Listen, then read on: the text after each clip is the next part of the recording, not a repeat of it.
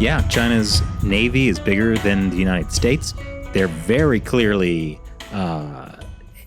they want Taiwan. That's very clear now. Yeah. And so, having a U.S. military policy that was based on, they're not a threat, that clearly was disastrous, especially if a war for Taiwan begins this year, next year, in a couple of years. Yeah.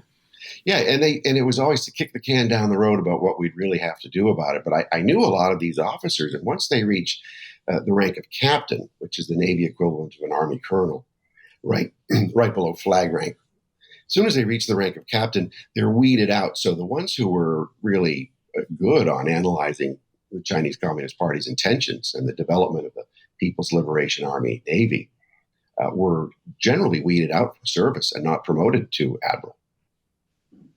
That seems so strange to me. Like, how could that have happened? How could the military intelligence been so wrong? But it depends on how the people are trained. So they only know what to look for. They want to get promoted. They don't want to make waves, and they know the senior leadership doesn't want to hear certain things. A lot of your careerist-minded people will simply analyze with lowest common denominator conclusions to please the people up top. Back in 1999, that far back, I went to Panama, right when the United States returned the rest of the Panama Canal to Panama. And at that time, Hong Kong companies were buying up the port facilities just as the U.S. was still leaving. And so they ended up controlling both ends of the Panama Canal. Now, some Taiwan companies were involved as well, but the narrative was, well, these are just Hong Kong companies which, like Taiwan, are not controlled by the CCP. And I was saying, well, wait a minute, the big tycoons who are building these ports, they live in Hong Kong, but they're making their living from the CCP. So turned out that was indeed the case. This was the early stages for the PLA Navy to be developing controls over maritime choke points. And so I wrote several articles about it, and then that got to a senator's attention, Senator John Warner, then of Virginia, and he held hearings on it. And the Commandant of the Marine Corps, various Navy admirals, and the U.S. heads of the Panama Canal Commission, they were all asked the same question. Is the Chinese military using these companies as forward basing points for the Chinese Navy? And all of them said they didn't know. Like that was clear to us. Yeah. Like they didn't know, like they didn't bother to try to find out, or they were just covering for what they did know, or I mean, it's one of the weird things because all of them knew in advance that they were going to be asked the question because that's what the Senate hearing was about. Wow.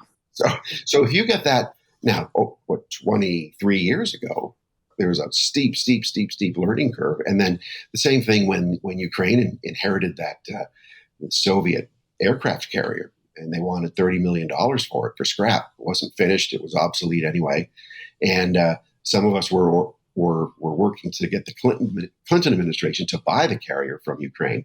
And they said no. The U.S. Navy even said, no, it's obsolete. It's a bad hull design. They don't have the right catapults. We don't need it. It's not going to be any good. It's like, well, why don't we just buy it to prevent the Chinese from buying it? They said, oh, but that's some businessman who wants to turn it into a nightclub. Oh, so wrong. Yeah. But that was the CCP propaganda line. It's just an entrepreneur to make it a nightclub or a casino or a resort, and it's really not going to become a carrier. And of course, well, we all know that advanced the Navy's, the PLA Navy's carrier capabilities by 20 or 30 years. It gave them, it telescoped it down by 20 or 30 years. So now they're putting their third carrier to sea pretty soon.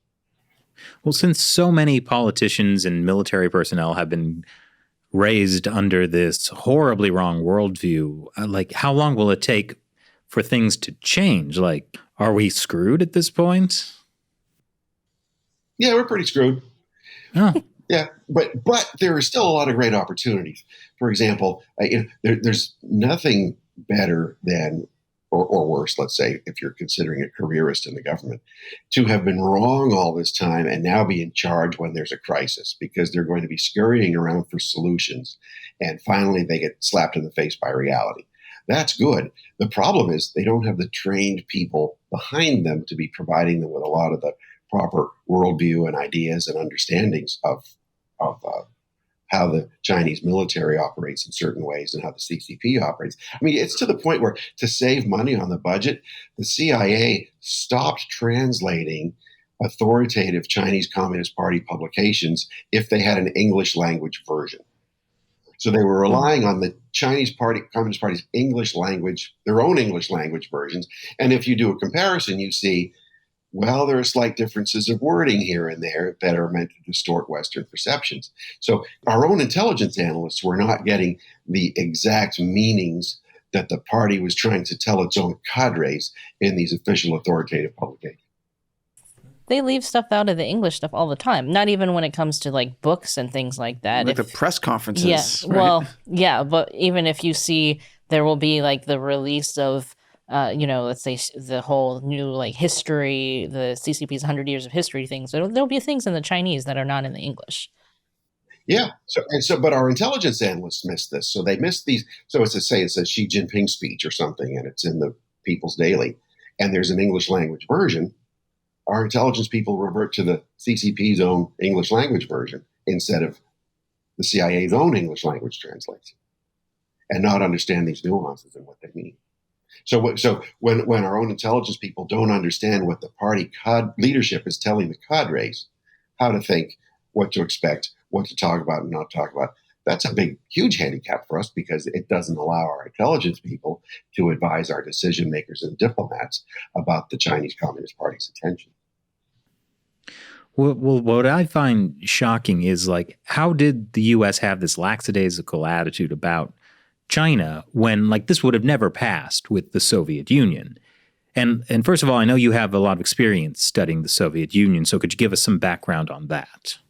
Oh, well, yeah, and that experience is one of the reasons I'm still hopeful about China.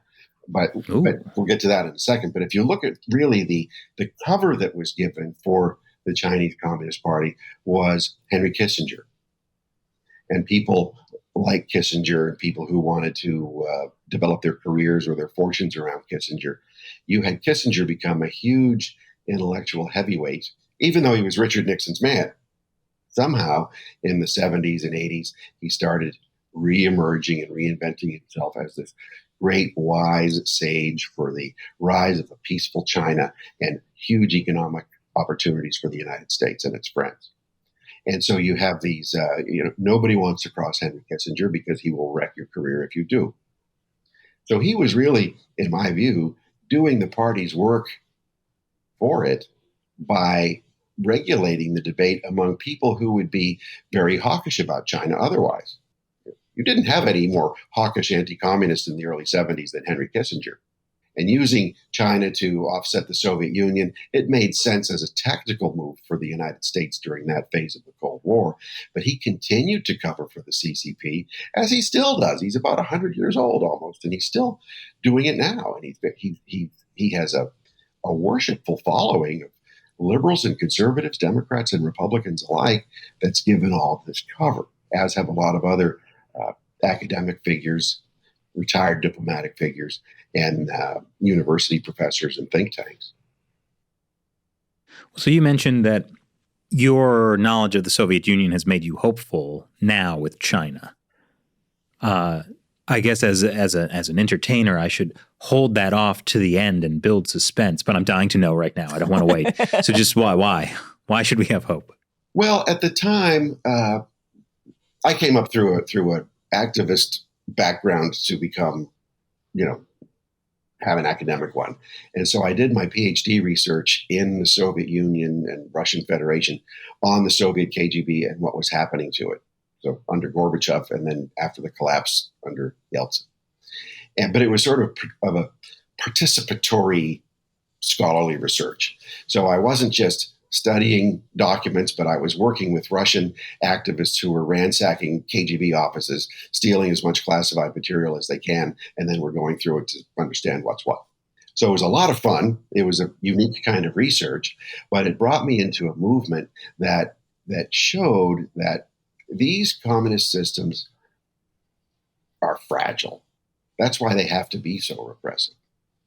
And once you understand the way it works, say a communist party works and a secret police system works as an organism, run by human beings, you can start to take it apart. So in the late 1980s, it was the idea of most of the foreign policy leadership in Washington. So this is the President George H.W. Bush, his whole administration, many other Republicans, and most Democrats thought the Soviet Union's always going to be here. It's always going to be run by the Communist Party.